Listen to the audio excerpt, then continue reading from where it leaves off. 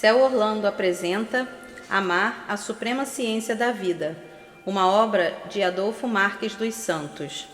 Não esqueça de dar o seu like, se inscrever e compartilhar este vídeo.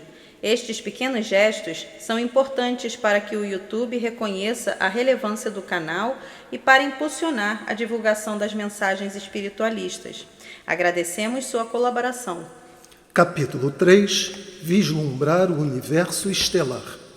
Pergunta: uma vez que na natureza nada se cria, nada se perde, tudo se transforma, segundo Lavoisier, ao invés de amarmos a criação, não seria melhor amarmos o próprio Criador, já que tudo que existe poderá deixar de existir por causa do eterno transformismo e ele, por ser eterno, permanecerá?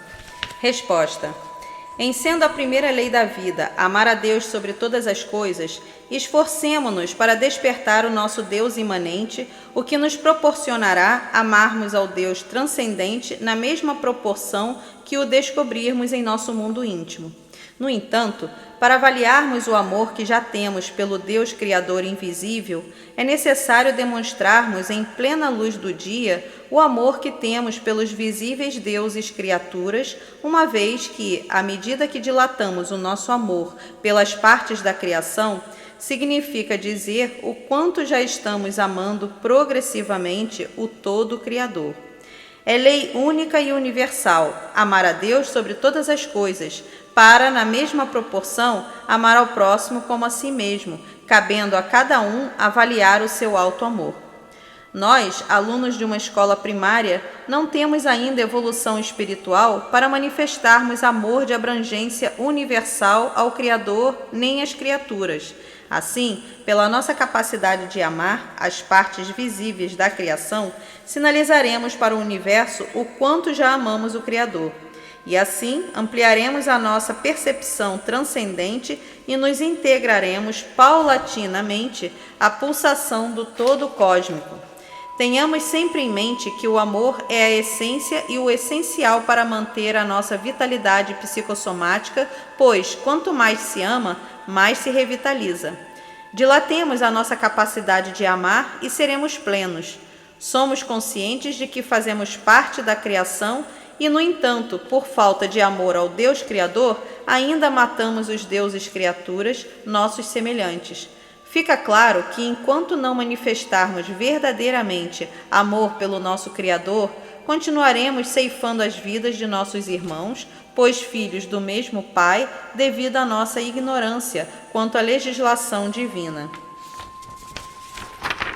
Para nossa reflexão, enquanto não inserirmos em nossa vivência a mensagem evangélica do Nazareno Mestre, a ponto de, através de simples contato áurico, auxiliarmos os seres humanos de nossa convivência a despertarem a capacidade de amar de maneira mais ampla e incondicional, não nos atribuamos virtudes que ainda não fazem parte de nosso patrimônio moral.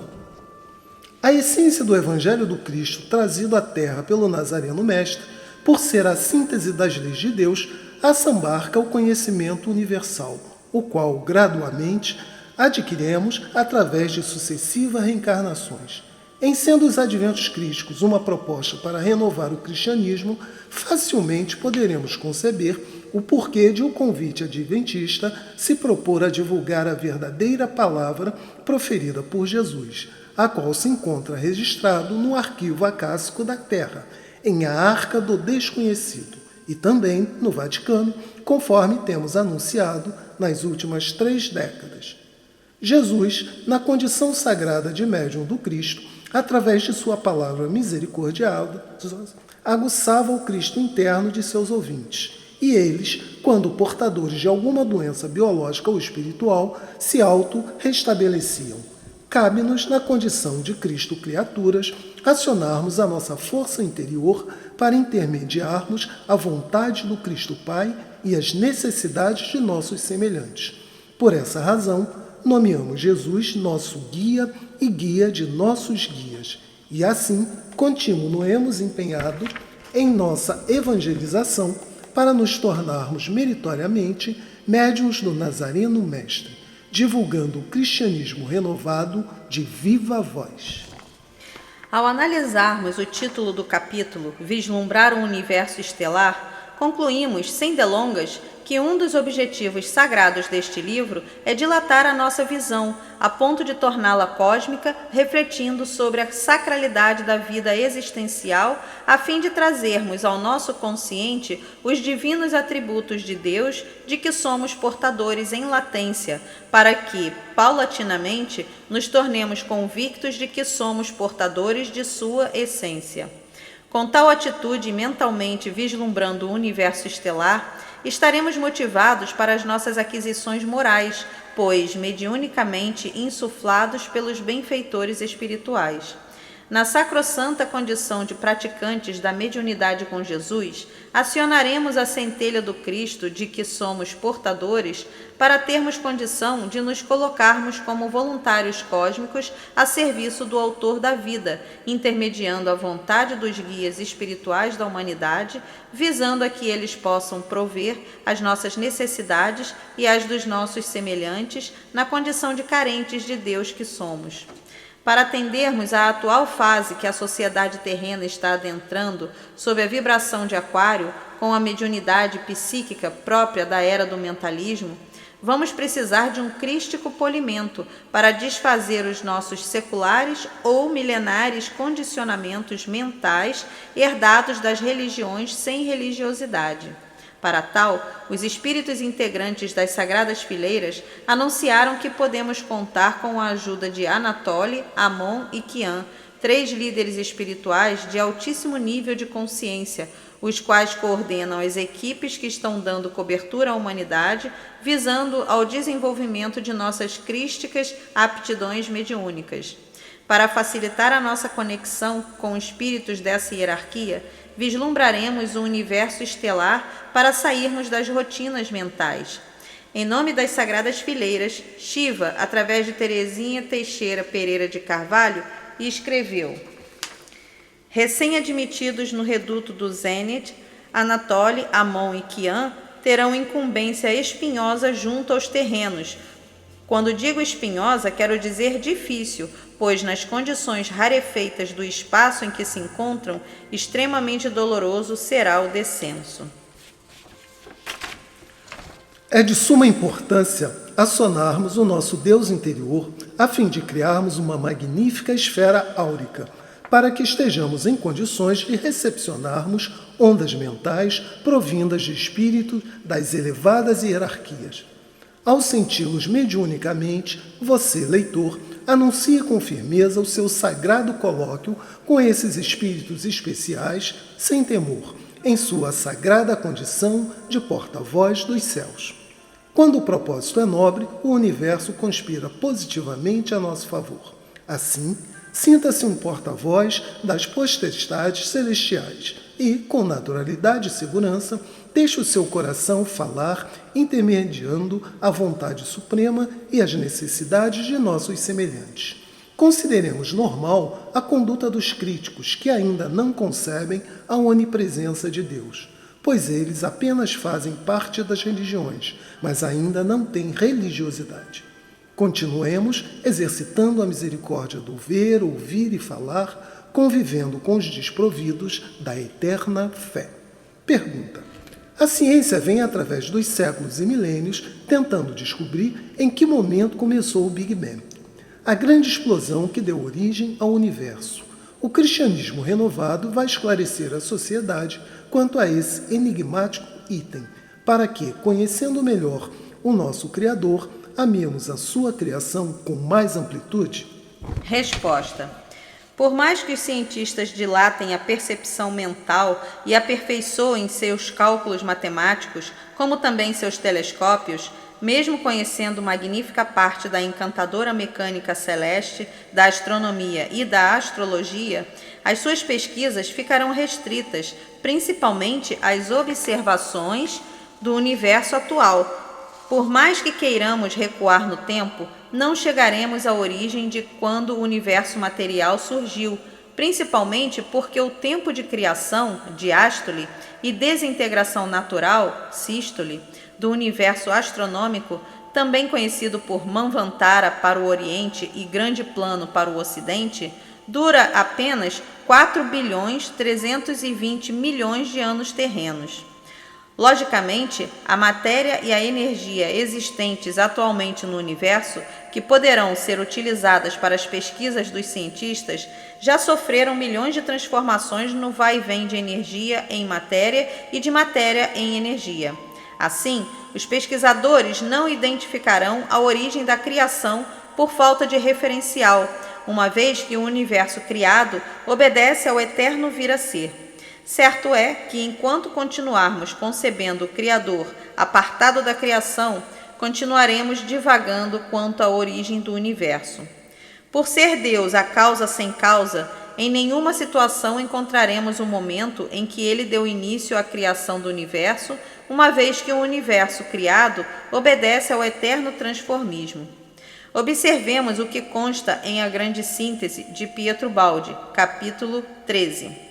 A matéria pode ser definida como uma forma de energia, isto é, um modo de ser da substância que nasce da energia por condensação ou concentração e retorna à energia por desagregação, depois de percorrida uma série evolutiva de formas, sempre mais complexas e diferenciadas, que reencontram a unidade em reagrupamentos coletivos. É uma constante universal a desintegração radioativa natural em todo o universo atômico e astronômico. O exemplo mais notório que nós, terráqueos, temos é a desintegração visível do Sol de nosso sistema e que ocorre do núcleo para a periferia, justificando cientificamente o porquê de todos os corpos celestes se tornarem ocos em função da idade.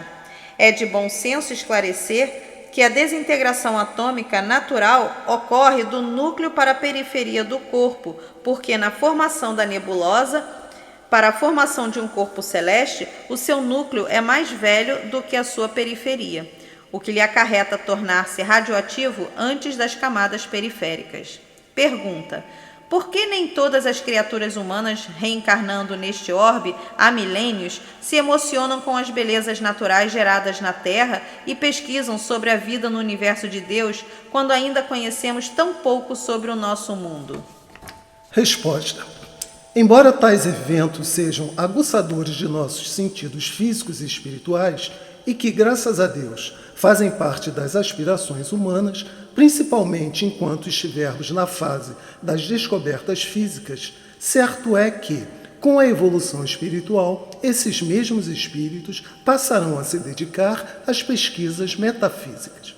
O ilustre Pietro Baldi afirma que a Terra se encontra mais ou menos na metade de seu tempo desde que foi criada. Assim, uma vez que o universo criado dura apenas 4.320 bilhões de anos terrenos, temos uma pálida noção quanto ao tempo que a Terra foi criada e quanto ao tempo que ela ainda terá de vida útil. Mas a Terra é apenas uma partícula flutuando no universo, e os corpos celestes não são criados todos de uma só vez. Atualmente, com o nosso orbe sob as aguçadoras vibrações de Aquário, ocasião em que o espírito terreno é oportunizado a desenvolver a sua força mental para compreender melhor a criação e seu Criador, a despertar as suas potencialidades divinas, é também momento sagrado para, intuitivamente, concluirmos que amar é a suprema ciência da vida, seguindo o nosso modelo e guia Jesus de Nazaré, que revolucionou o mundo usando apenas a voz que vinha de seu sagrado coração, deixando para a humanidade de todas as épocas que a boca fala o que sente o coração. Para a nossa reflexão, ao nosso muito amado Mestre Jesus de Nazaré, harmonizado com as leis do Criador, bastava dar a ordem e a natureza lhe obedecia, porque, na verdade, ele e o Cristo Criador da Terra eram como se fossem um só, pois formavam uma unidade. O nosso sublime anjo, na verdade, vivia permanentemente conectado por ressonância ao Cristo. Por isso, ele pôde dizer: quem vê a mim, vê o Pai, ou seja, vê o Cristo terráqueo. Eu e o Pai somos um, mas o Pai, o Cristo, é maior do que eu. Em sendo Jesus de Nazaré o nosso guia e modelo, devemos nos esforçar no sentido de conduzir a nossa vida com transparência para nos sentirmos em ações e reações por afinidade de propósitos, unos com Ele, o anjo de nossas aspirações crísticas.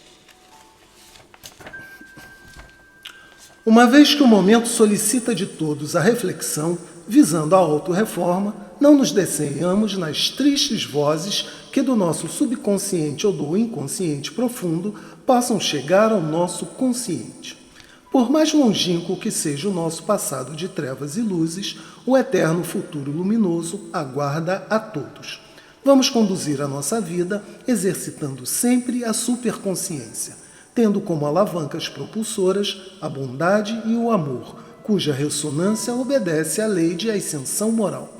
Fortalecidos pela assimilação dos princípios éticos morais contido no Evangelho do Nazareno Mestre, enfrentemo-nos com placidez, vendo-nos exatamente como somos temporariamente e, com coragem e discernimento, trabalhemos para a aquisição de novos valores, pois a lei de Deus não permite a ascensão espiritual daquele que, por covardia, não se enfrenta. Aceitemos o nosso lobo, e mesmo ouvindo as vozes lupina das zonas sombrias sepultadas em nosso inconsciente, não permaneçamos nesses labirintos por muito tempo. Antes, fixemo-nos na superconsciência, onde explodem clarões de luzes policromáticas, cujas vozes têm timbre de pureza e de louvor a Deus, e nos projetam rumo à eternidade. Exercitemos a nossa superconsciência, nos projetando para o eternamente novo. Por ser impossível existir uma única verdade igual para todos, cada qual, na trajetória de vida, ao se deparar com sua própria realidade, ou seja, com o seu lobo ou com o seu cordeiro, com a sua luz ou com a sua treva, não busque justificativa, acusando o seu semelhante por seu estado d'alma, pois ninguém é responsável por nossos erros ou nossos acertos. Somos livres como causa, embora não o sejamos como efeito, pois ele fica por conta da lei do Criador. Voltemos com mais lucidez a Galiléia para trazer de lá as paisagens marcadas em nossas almas com ferro rubro que resistem ao tempo e nos acompanharão na eternidade. Oremos ao Cristo, Senhor nosso e irmão maior. Permita-me, ó Cristo Deus, que eu possa ouvir na voz de todas as vozes, nos sons de todos os sons, mesmo onde tudo é silêncio, o seu cântico de amor, bondade e fé. Que eu possa ver a sua luz, que é vida, diluir-se para dar origem a outras vidas no pulsar eterno da eterna vida. Que a minha boca sirva para expressar o verbo, para enaltecer, para estimular, para esclarecer, para libertar, para refazer as forças dos decaídos.